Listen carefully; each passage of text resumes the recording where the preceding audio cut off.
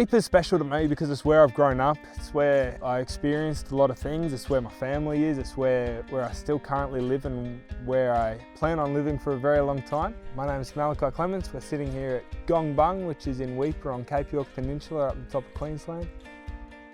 The sense of community here is extraordinary, and the way we all pull together to look after each other is also what makes Weipa special.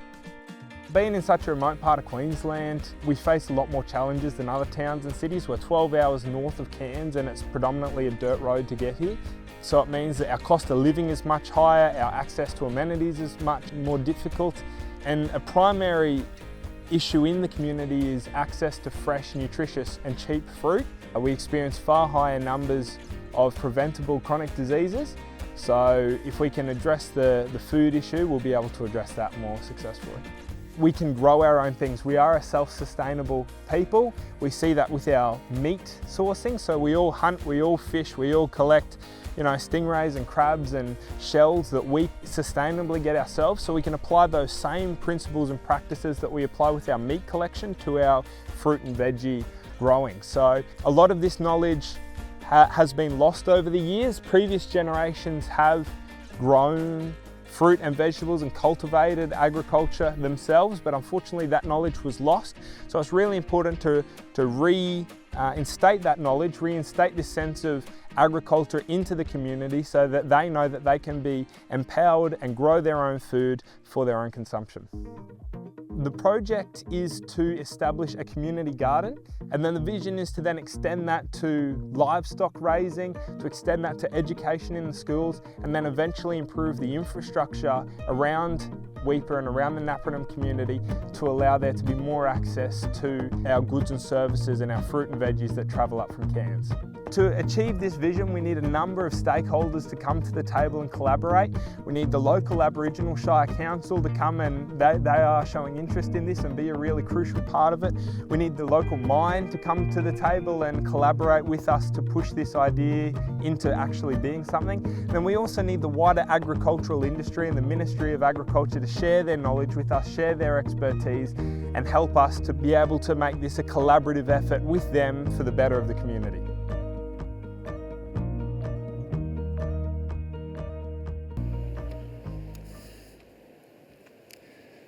I am not your usual agricultural speaker.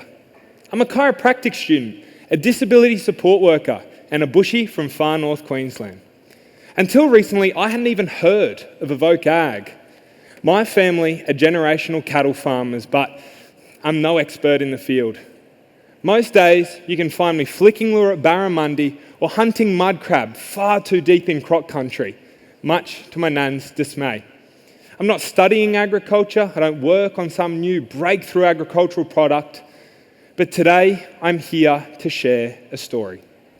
A story about a remote community, why agriculture matters, and how it can transform lives. My community, Weipa, Napranum, sits on the western side of York Peninsula. We're remote, very remote in fact. Cairns, with its dazzling shopping centres and wonderful hospitals, sits a gruelling 12-hour dirt road drive away. And that is if only the weather decides to behave. Growing up here meant being immersed in moments that most could only dream of. The warmth of community as we gather underneath blazing pink sunsets, often savouring the day's catch cooked to perfection over some crackling coals. The smell of salt and smokiness lingering in the air. But for all of its beauty, Cape York has its challenges. Agriculture doesn't play a significant role in my sun-scorched remote community, but it could, and it should. This land holds untapped potential, waiting to be unlocked for the benefit of those who call it home. Life here is beautiful, yet brutally expensive. Every week, my fiancée and I play a game to guess the outrageous total of our weekly grocery bill. For two young adults trying to live healthily, this averages $350 a week. Imagine what families are paying. To put that into a bit of perspective, in Brisbane, you can expect to pay $4 for a sweet potato. On Cape York, we pay $13 for a single sweet potato. The reason? Poor infrastructure. Our produce has to be shipped by barge from Cairns and is often subject to cyclones and monsoonal rains. Last year, we went without fresh produce for 3 weeks straight, and due to the recent cyclone, have undergone a similar situation. Can everyone here imagine the public outcry in Melbourne or Sydney if these communities went without fresh produce for 3 weeks? Yet for us, silence is the norm. The road to Cairns is still largely red, dusty dirt with low-lying makeshift wooden bridges that get swamped by crocodile-infested water at the slightest drop of rain. I wish that was an understatement. What this equates to is our groceries having to be shipped from Cairns, stopping first in the Torres Strait before arriving on the Western Cape, where produce is either sold in Weipa or taken to even more remote communities where the price is further hiked. Let's talk about some facts. On average, remote communities pay 32% more for vegetables and 26% more for fruit than any other Australian community. We contribute to the country, our mines pay massive royalties to the government, yet somehow we're receiving the harsh end of the stick when it comes to basic, everyday necessities. How is this fair? So, tired of spending so much at Woolworths, my fiancée and I decided to share the love a little bit to might attend too, and over the course of a few months, converted our small unit's backyard into a lush food forest, where we now grow 73 different varieties of fruits, herbs, nuts, and vegetables.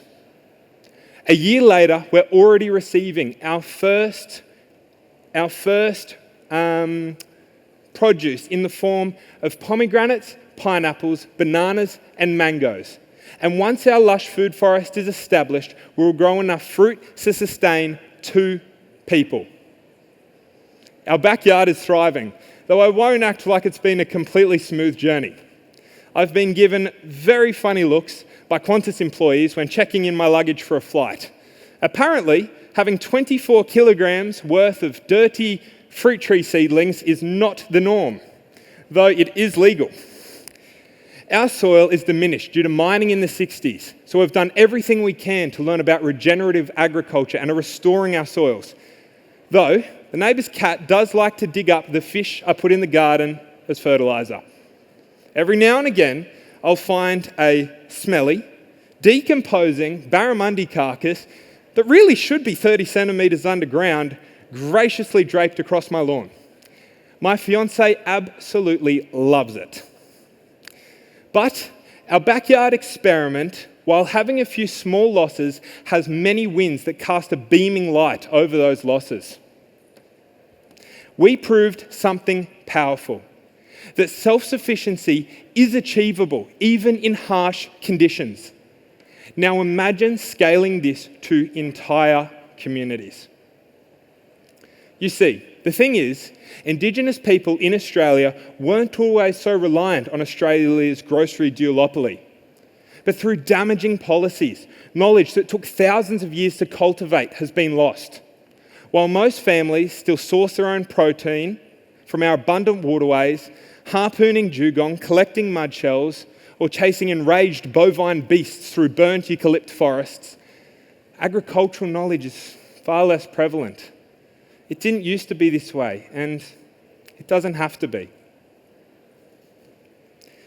We've all heard the figures thrown around when considering the vast amounts of cash splashed by the government on Indigenous communities every year. $30 billion. The government loves to give and forget. Forget that middlemen often take a large portion of this, leaving vulnerable communities with nothing but dregs. Forget that communities can't access standard healthcare services in wet season. Forget that sweet potatoes grow abundantly in tropical conditions and we should not have to pay over 3 times what is charged in the city for the same product. And forget that people are more than numbers and that real lives are at stake. food isn't just fuel, it's life. Poor nutrition leads to a plethora of chronic diseases, mental health issues, and preventable deaths. People are dying. Lack of access to nutritious food is killing people right now. Currently, in Australia, only 3.2% of Indigenous children currently meet the daily recommended intake of vegetables. 3.2%. Indigenous Australians are 3.1 times more likely to die from a preventable disease than any other Australian. And finally, 60% of all Indigenous deaths are classified as avoidable. I'd like that to sink in for everyone. For every 10 lives lost, 6 should still be here, contributing, thriving, and living. These are not just statistics. These are families grieving, futures lost, and lives cut short. While staring down these statistics, it's easy to lose hope. This issue feels enormous. For too long, remote Australia has been told that food insecurity is just the way it is. That food systems can't be changed, and that access to affordable, fresh food is an unattainable luxury. But I proved through my backyard orchard that an area of Australia often dismissed as desolate can in fact grow an abundance. And it got me thinking, if I can rewrite my story of poor nutrition and food insecurity, why can't whole communities? What if we stopped viewing remote Australia as a problem and instead saw it as an opportunity? What if children in remote Australian communities could stop by a local community orchard on their way to school, grab a banana, and go to school with a full belly? This isn't a grand, impossible dream. It's simple. It's scalable. It starts with seeds, soil, and a few people who care. Let's imagine a different future for Australia. A future where localised agricultural systems thrive. A future where remote communities lead in regenerative agriculture. A future where access to affordable, fresh food is a right, not a privilege. A future where we have been given a hand up rather than a hand out. This isn't charity, it's empowerment. It's time to rekindle agricultural knowledge, get orchards into communities, get fruit into hands, and get lives out of hospital. So I ask everyone in the room today, are we going to continue to accept the status quo, or are we going to take the first step towards a better Australia? Because what might seem like a small idea is in fact a big, practical solution towards a better Australia. From little things, big things grow. A healthier, brighter future is possible for all Australians. Let's make that happen. Thank you.